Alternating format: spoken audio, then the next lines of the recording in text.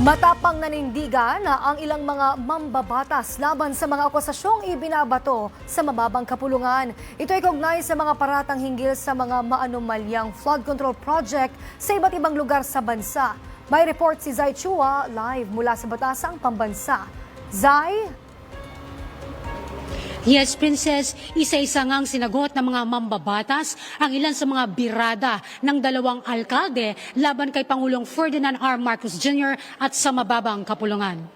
Ang suggestion ko kay Mayor Baste, tanungin niya yung kanyang kapatid na congressman, magkano ba ang pondong nakuha ni Congressman Pulong nung congressman siya nung panahon ng kanyang father? Ito ang matapang na hamon ni Abante kasunod ng mga pambabatikos ni Davao City Mayor Sebastian Baste Duterte sa ginagawang investigasyon ng administrasyon sa manumalyang flood control projects na aniya isang PR stunt lamang. Sa halip aniya, naisisi ng alkalde ang mga pagbaha sa Davao kay Pangulong Marcos Jr. ay tanungin muna nito ang kapatid na kasalukuyang mambabatas ng kanilang distrito. Magkano po hinakuha? I-reveal niya kung magkano, kung saan ginamit. Kung saan ginamit ang pontong yan, kung paano ginamit yan, kung ilang bilyon ang napunta sa flood control project, at kung bakit malaki pa ang baha at Davao. Hirit naman ni House Infrastructure Committee Co-Chairperson at Bicol Saro Party List Representative Terry Ridon, dapat muna alamin ng alkalde kung paano ginugol ang pondo sa Davao at paano na-implement ang mga flood control projects sa lungsod. Si Congressman Pulong naman po has been in Congress, I think this is his third term Di ba? So, kumbaga, we'd like to be able to know how much of the flood control projects had actually been placed into his district and had these projects actually been very successful. Bago ito, nanindigan ng Malacanang na pananagutin ni Pangulong Marcos Jr. ang lahat ng opisyal na mapapatunayang sangkot sa maanumalyang flood control projects hanggang matapos ang kanyang termino. Samantala, kaugnay naman sa pandadawit ni Baguio City Mayor Benjamin Magalong sa ilang mambabatas sa mga maanumalyang flood control projects, may panawagan din sina Ridon at Abante sa alkalde. The invitation to him will come in time.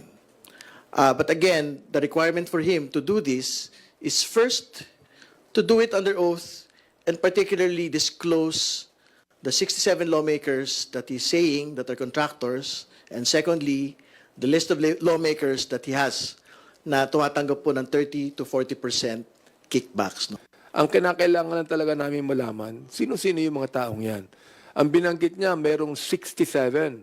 O sino yung 67 na yan na involved yan, no? At alam niya, marami siyang alam. No? We'd like to find out. Sapagkat Luka, meron siya ng Baguio City na dapat unang-unang asikasuhin niya yung problema ng Baguio, di ba?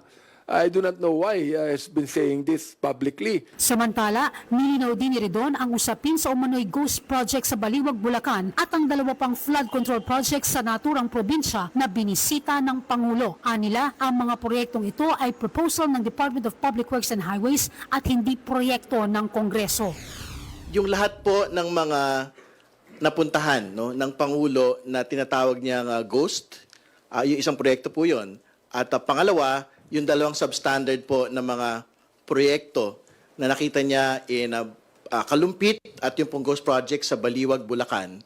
Lahat po ito ay nakalagay sa National Expenditure Program at nagtuloy-tuloy po sa General Appropriations Act. No? So, ibig sabihin, these projects were originated as a DPWH proposal. It was never a proposal from Congress, nor was it a proposal from the Senate. Yes, Princess, ayon pa kay Representative Ridon, sisimula ng House Infracom ang investigasyon sa mga flood control projects sa September 2 at kabilang sa mga ipatatawag ang top 15 contractors na binanggit ng Pangulo, mga opisyal ng DPWH, COA at BIR. Mula dito, balik muna sa'yo. Maraming salamat, Zai Chua.